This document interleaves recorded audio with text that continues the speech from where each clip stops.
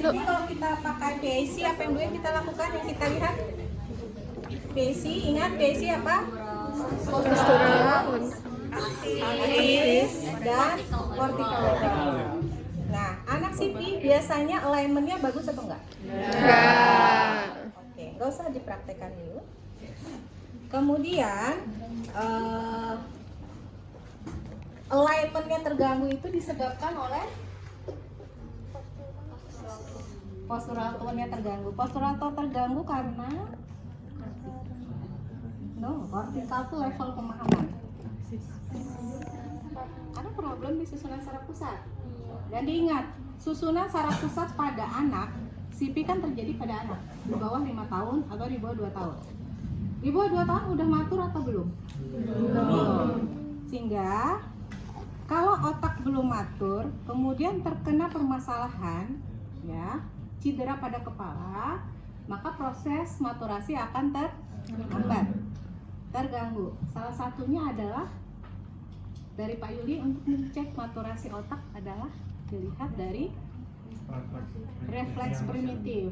Nah, kebanyakan anak-anak CP refleksnya terganggu, sensorisnya terganggu, dan itu mengakibatkan sistem muskuloskeletalnya pun terganggu, dan itu yang menjadi dampak terlihatnya alignmentnya terganggu. Ya. Kalau ATNR positif, ATNR gimana?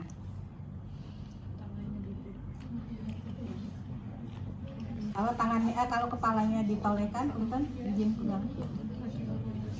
Apa yang? Tangannya lurus. Yang sini atau yang sini? Ayo. Kanannya. Ada dua apa? Silakan dibuka. Gini atau gini? Oh, ininya lurus, kakinya kirinya ditekuk. Ya, kayak gini. Nah, problem apa yang muncul? ATNR-nya positif, refleksnya positif ya, maksudnya positif ini adalah masih muncul. Ditambah dengan ada spasisitas menjadi-jadi, ditambah dengan sensoris taktilnya sensitif, tambah menjadi-jadi. Jadi kalau ini kan biasanya anak-anak kayak gini, terpapar bantal, terpapar apapun itu, sensitif, dia kan akan tambah menjadi-jadi. Jadi akan tambah muter. Maka yang harus kita lakukan pertama kali adalah apa ya? Yang kita pertama lakukan adalah membenarkan. Membenarkan tuh udah benar gini aja atau gimana?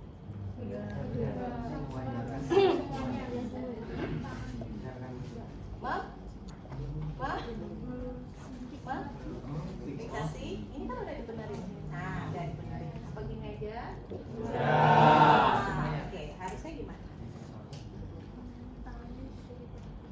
Tangannya dibenerin. Oke, ini udah kita benerin. Ini fiksasi sama keluarganya, jadi lurus semuanya, tapi pasif. Apakah kayak gitu yang kita lakukan? Oke. Gerakan kemarin saya sudah cerita tentang cycle gerak ya. Ya, cycle gerak. Ada yang bisa mereview sebentar sebelum kita lakukan? Gerak ini kan kita memang output yang kita lakukan adalah perbaikan gerak dan fungsi. Ini kan hilir. Kalau pemerintah bilang hilirisasi, ya ini hilirisasinya kita di gerak dan fungsi. Tapi biar geraknya bagus, tentu kita harus melihat hulu-hulunya ini kayak gimana. Apa saja hulu-hulunya yang harus dipersiapkan dulu? Ayo, ini nanti kalian ngomong stroke, ngomong apapun terkait gerak itu sama.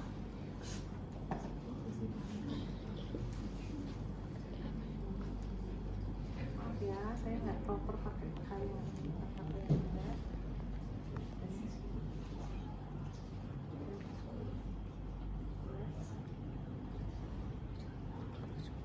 Relax.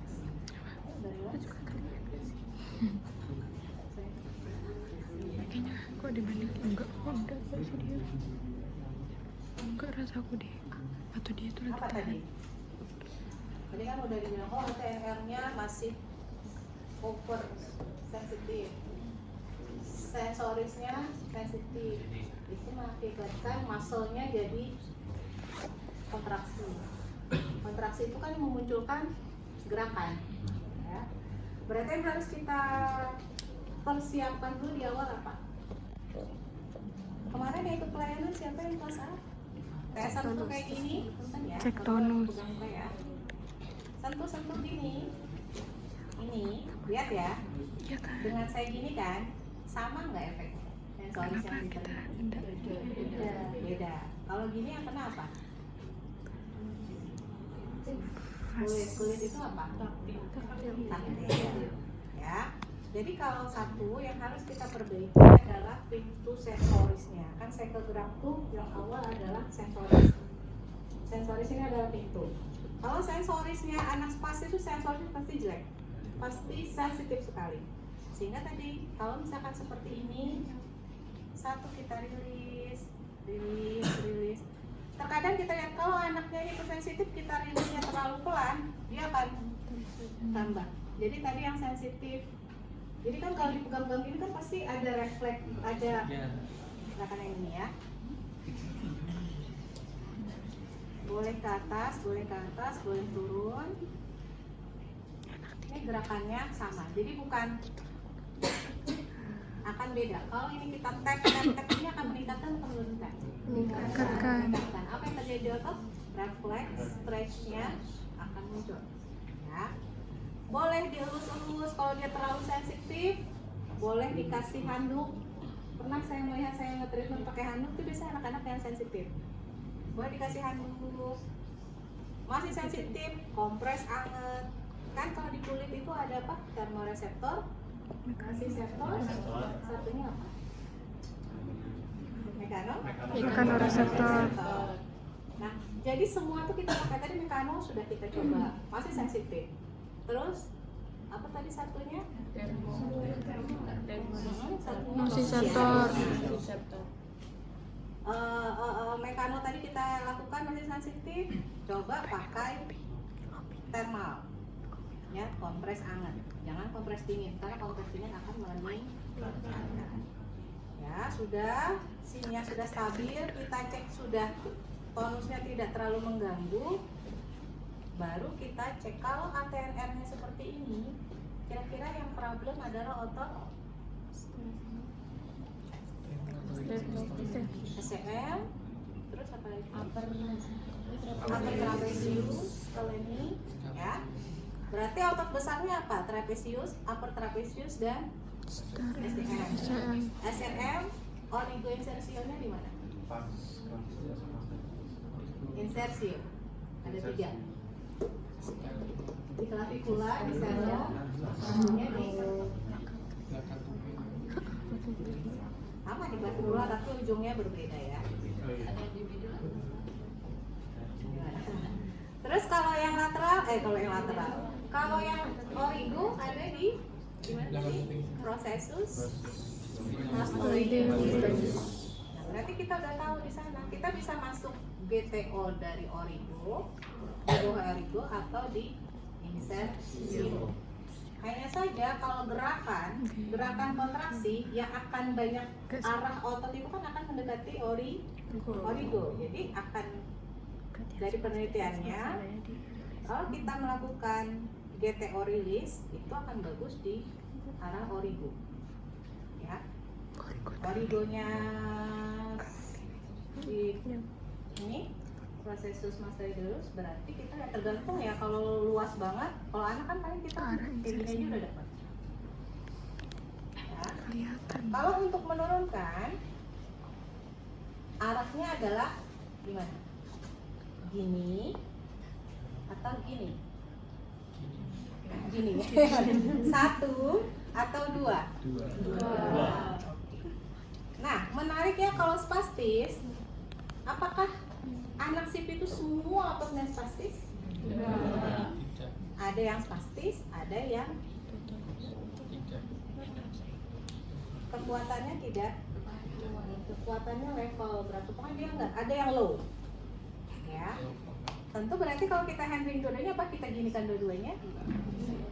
Yang di 2, BPU 2 itu di sisi yang pastis, ya, sisi sebelah sini, sebelah kanan. Berarti kita cek, oh ya oke. Ininya lurus ya. Kalau masih belum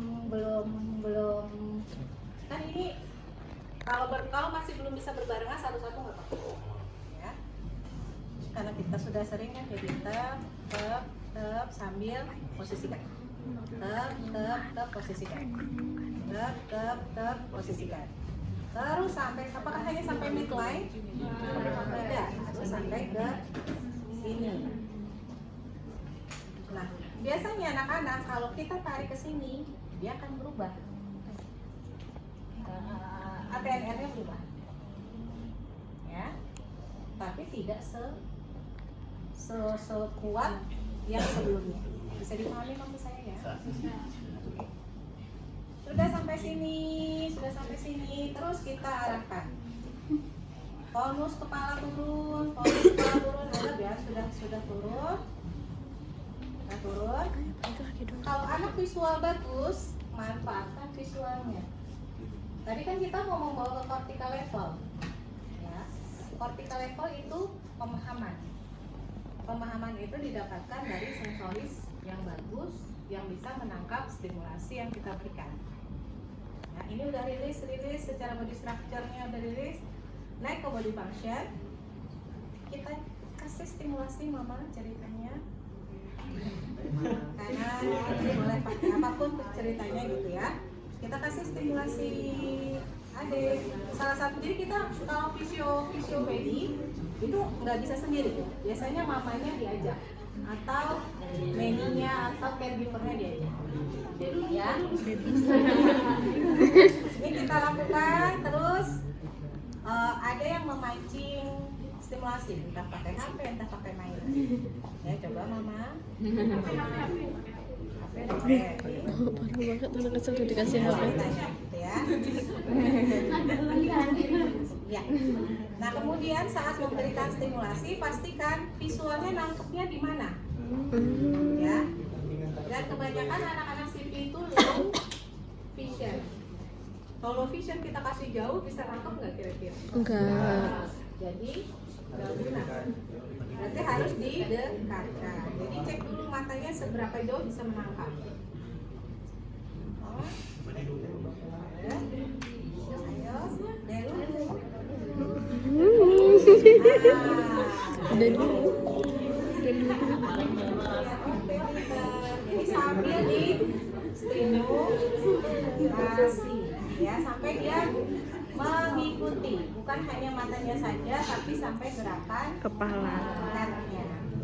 Tuh, Head. ini sudah bagus ya, kepala sudah bagus. Minta mamanya, mama jaga tetap ya kepalanya di sini. Oh, kemarin siapa yang suruh pegangin terus? Turun ke Ada. bagian lainnya yang spastis. Dia. Enggak ada sisi habis kok. Oke, anggap ini ya tadi ya. Nah, siapa yang megang Mustafa kemarin ya? Dari kelas A apa kelas B? Ada.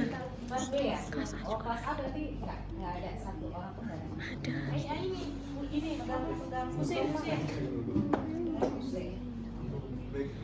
Nah, kalau tangan seperti ini, kira-kira yang problem tangannya aja apa ada lainnya ya bermasalah? Lainnya itu seperti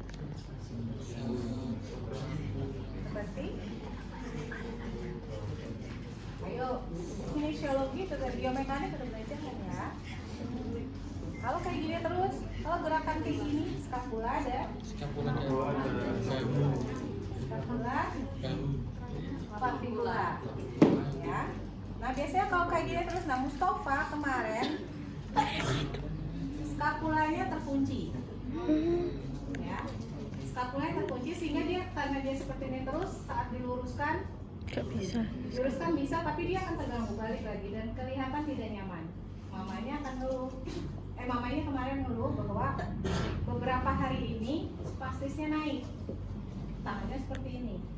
Nah spastisnya naik berarti kita harus cek Kalau kita nyeri biasanya spasme nggak? Iya. Berarti kalau anak spastis Itu nyeri. yang harusnya sudah minum obat dia rilis, terus spastisnya tetap tinggi, berarti ada yang dia rasakan, ada yang sakit. Iya sih.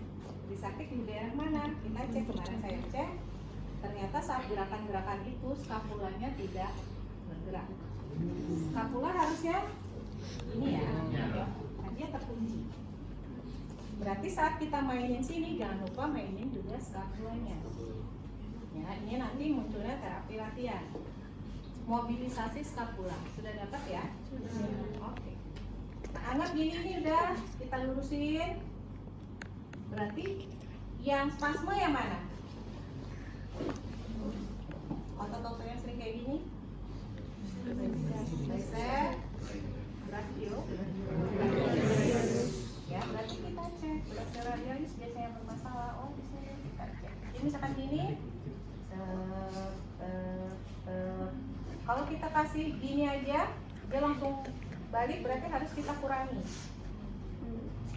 Sampai dia bisa nerima, baru kita tambah. Dulu bisa merasakan perbedaan tekanannya ya. Gini dulu, aman, tambah.